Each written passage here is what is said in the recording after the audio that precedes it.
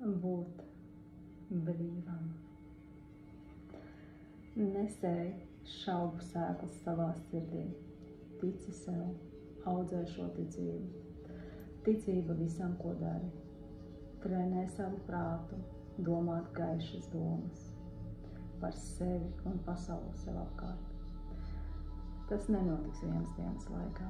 Paies laiks, un tu redzēsi, jutīsi, kā sāk izmainīties tava iekšējā pasaule, un līdz ar to mainīsies viss.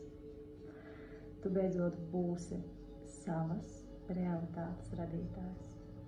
Būt brīvam no paša radītās mākslīgās ilūzijas par to, kas tu esi.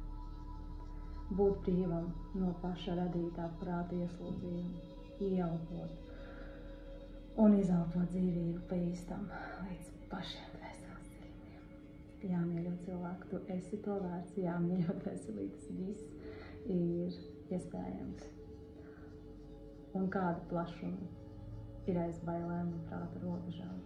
Cilvēks to nemaz neaptver, jo dzīvo ļoti šaurā redzeslokā, viedokļos un vērtēšanā par sevi un citiem. Tā kā tā, mans šodienas vēstījums.